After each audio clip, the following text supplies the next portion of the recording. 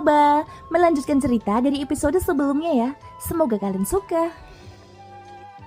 Di episode sebelumnya, Xiaoyan yang diambang kekalahan itu memilih meledakkan domain dewa abadinya sendiri. Alhasil dampak dahsyat yang ditimbulkan juga menghancurkan domain dewa abadi Tianxun. Jika bukan karena level mereka yang sudah abadi, mungkin tidak ada yang selamat karena ledakan hebat tersebut. Bagaimanapun, sumber energi dari domain abadi mereka adalah satu esensi jiwa dan lainnya adalah inti abe guntur. Meskipun mereka selamat, namun kondisi keduanya bisa dikatakan sangat lemah. Dibandingkan dengan kondisi Tianxun yang tergeletak di tanah, jelas situasi Xiaoyan masih sedikit lebih baik. Meskipun dia tampak sangat menyedihkan, paling tidak Xiaoyan masih mampu berdiri. Hal ini sontak saja membuat keributan yang luar biasa di tribun arena pertandingan.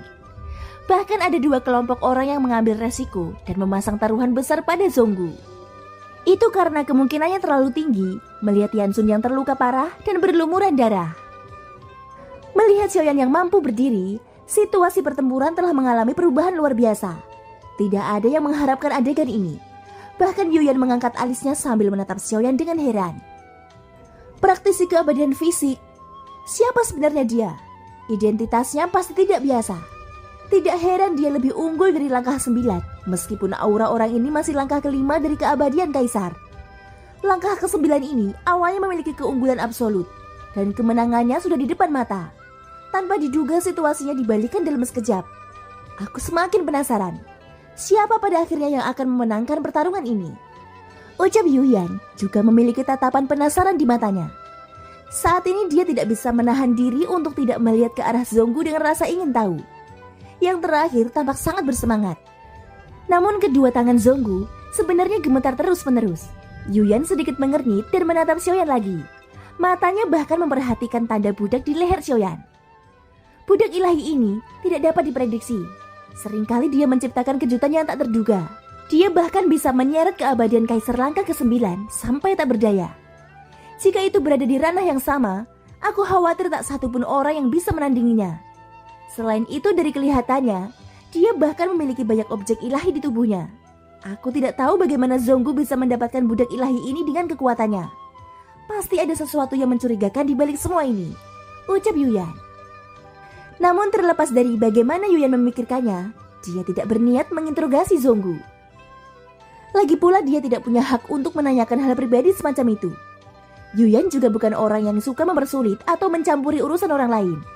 Sebaliknya tugasnya adalah memberikan keadilan kepada para utusan yang terintimidasi.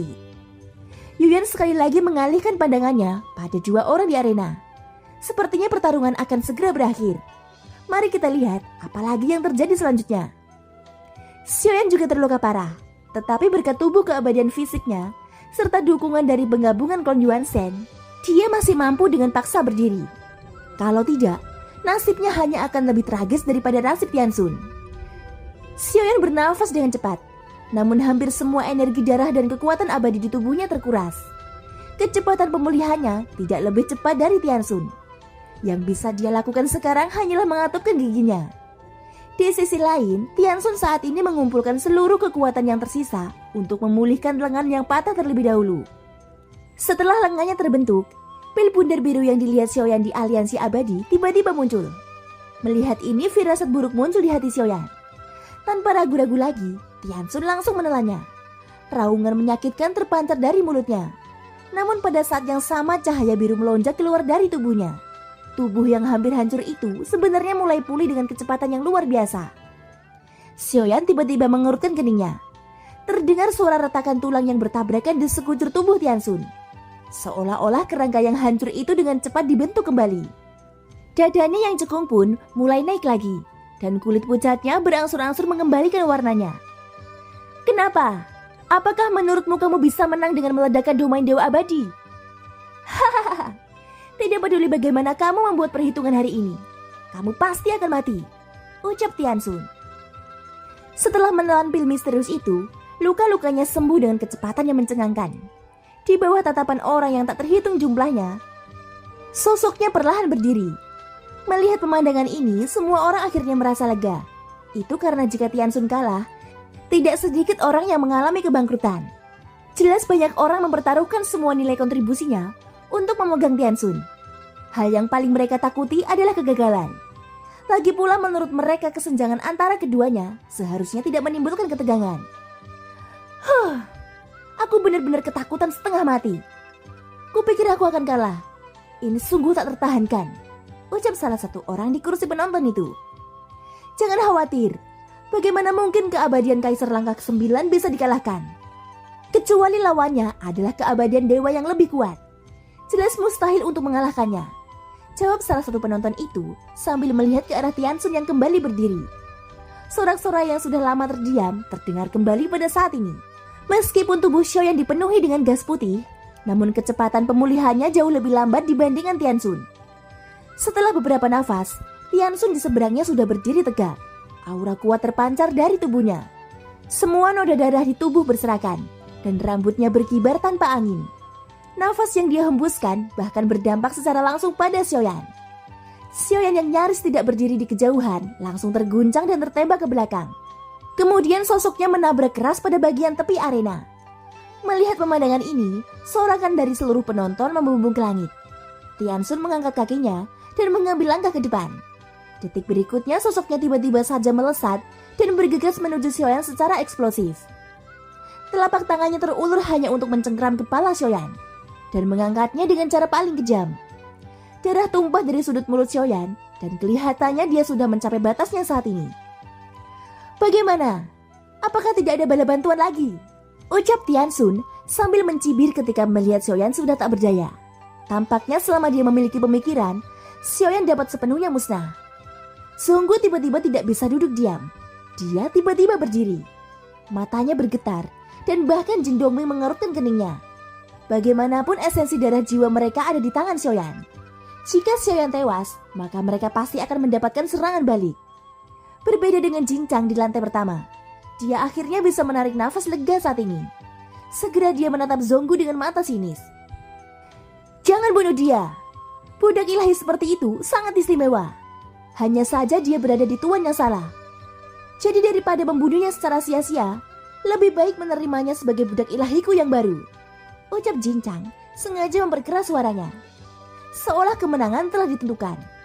Terdengar desahan lega dari kursi penonton. Banyak orang menghela nafas panjang. Bagaimanapun perbedaan kekuatannya terlalu besar.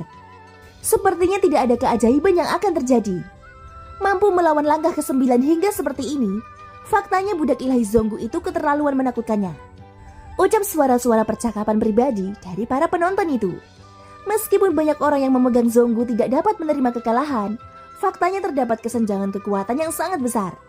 Mereka juga harus menerima kenyataan yang terjadi saat ini. Zhonggu, apa lagi yang kau tunggu? Cepat akui kekalahanmu sekarang, teriak Jin Chang. Suara ejekannya tiba-tiba keluar. Dia mencibir di depan banyak orang. Melihat Zhonggu yang sudah berdiri, sepertinya tidak ada rasa percaya diri lagi. Zhonggu tampak sangat gugup. Melihat kondisi Xiaoyan saat ini, jika dia tidak segera mengaku kalah, Xiaoyan mungkin benar-benar akan dibunuh. Tapi Zhonggu tidak berani menentukan pilihan. Itu karena suara Xiaoyan belum terdengar. Dia tidak tahu kenapa Xiaoyan masih tidak berbicara. Bahkan jika Xiaoyan mengakui kekalahan, dia tidak akan mati dalam pertempuran. Zhonggu mengepalkan tangannya. Dia siap kapan saja menunggu hingga Xiaoyan mengiriminya pesan. Dia semakin gugup sekarang. Adapun ejekan dari Jin Chang, Zhonggu tidak memperhatikannya sama sekali. Pada saat ini, lengan Tiansun menyala dan langsung menuju dada Xiaoyan. Dia ingin menghancurkan jantung Xiaoyan secara langsung. Bang! Namun Tiansun tidak mendapatkan apa-apa. Telapak tangannya tetap berada di depan dada Xiaoyan. Dia gagal menembus armor Xiaoyan. Pertahanan armor ini sangat kuat.